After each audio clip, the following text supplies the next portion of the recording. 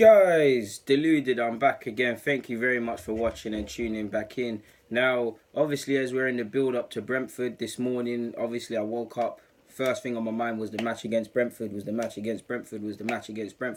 You've seen my preview.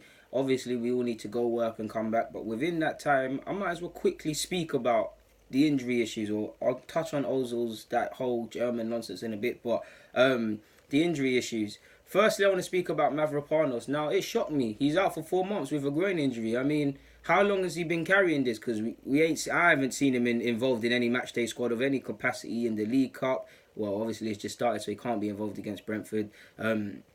Against Voloska in the Europa League, he's been involved in no early Premier League games. So how long has this injury been happening? Because you did see in initial weeks that he did have an injury. Has it got worse? I'm not too sure. I don't know. I'm not a physio, but it's quite upsetting because Mavropanos is a good centre half, but what lets him down is his lack of inexperience. If you have no experience, we can't trust you in big games. Take to pocket defenders. He played great at Old Trafford away in our defeat to Man United there again, but he also showed that he's still learning his craft and still needs to get used to top level games. No disrespect to Greek football. You saw his sending off against West Ham last year as well. It typified that. We need to remember he was also a candidate for going out on loan as well before Wenger elected to keep him. And I think I will keep him at the club. I want to see him get games, but if it's not going to happen here, there's a case to loan him out in January, as with Rob Holding, if they're not going to get games, but they're close. So he's out for 4 weeks, probably one of our most serious injuries on top of Koscielny. Koscielny's back training outside, people, by the way, but any hope of him at least returning is put on hold until at least late October, early November. Fingers crossed. We know Socrates is suffering with a dead leg and probably won't be risked against Brentford, quite rightly so. Fingers crossed he's there for the Watford game, because he's slowly. I'm a big fan of Socrates now. I always said I'd give him time. I'm not gonna bash him and call him this, that, and the other. But it was an underwhelming signing, and at best we can hope for some competency.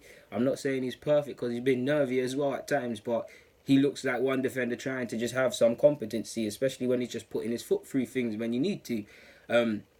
So fingers crossed for him. Sadly, Zelalem suffered a minor setback. We know he's been out of action for a while with a serious injury suffered last summer. Was it last summer? Yeah, last summer, playing for America at the Under-20 World Cup. He suffered a serious, or whenever it was, he suffered a serious injury. We was hoping he'd get fit and stuff. I know he was included on the bench against Coventry, if I remember rightly, for the Under-23s. He's a talented lad, but he's 21 years of age now. You're probably thinking you need to get your fitness up January, possibly head out on a permanent basis or on loan, or you never know what could happen for you if you impress and Unai Emery gives you a chance. But on the basis of, if I just look at on the basis of under-18s, under-23s football at the moment, it looks like Joe Willock should be ahead of you, putting in good performances. You've then got senior level El Nene, who can't buy a game right now. So what much luck do you have despite your skill set being completely different? So there's that. Maitland-Niles is actually back running as well, / lightly training. I'm not too sure if he's training with the first team in the sense that he's joined the main group and doing the main drills. I would think not.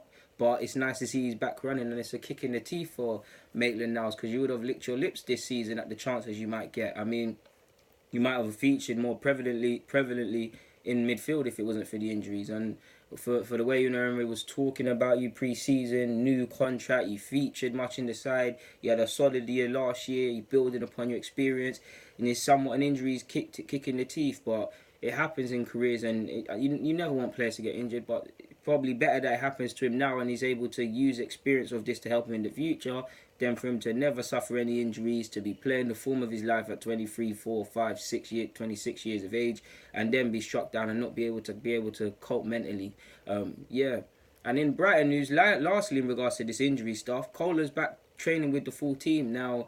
In regards to his fitness, I'm not too sure. He probably could get, if he is back fitness and he's cool and stuff, and the medical team have said he's cool to regain football and be able to take contact on his leg and stuff like that, he might get some minutes against Brentford in the League Cup, possibly against Watford, but I feel that's doubtful. I mean, you'd probably think if he doesn't get games in them two, then his earliest return to the actual side playing for us would be against Katjarabag next week, I believe, on Thursday.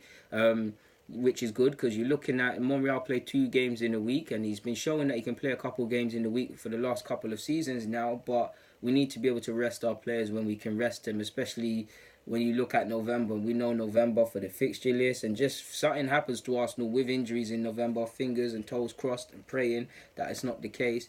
But yeah, he's back. So it's mixed news on the injury front. Mkhitaryan's also touch and go. I say touch and go because I don't actually know his injury status, because we know he's been moving with a knock in recent days.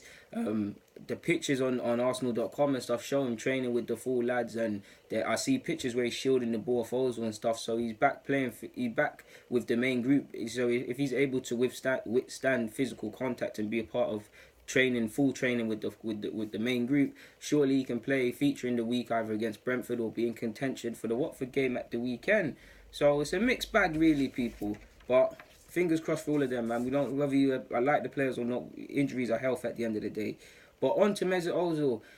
Now, I didn't want to talk about this, but you're seeing a lot of reports allegedly that Joachim Löw and a couple of other members of the coaching staff of Germany took advantage of the fact that the FIFA Awards were held in London to take a trip to Arsenal's training ground to speak with Mesut Özil in an attempt to, I don't know whether it's to get him to come back and reverse his decision on international retirement, whether it was try and calm down the beef between him and the FA, whether it was just a talk about things that haven't been said, or maybe it was just an honest chat to show empathy and things like that, despite how it came out. For me, Joachim Löw did, along with a lot of them, did sound a bit tone deaf, kind of invented claims that Ozil never said, kind of belittled his claims and tried to make out that he's just inventing stories in his head.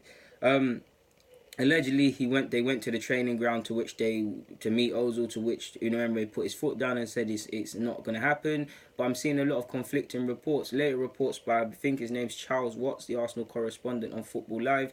He said that information he's been told is that it's information that Unai Emery told Löw and co that he couldn't come into the ground is wide of the mark. It was actually a planned visit. Allegedly, he, on top of meeting Unai Emery, he actually met and had a chat with Unai Emery about whatever.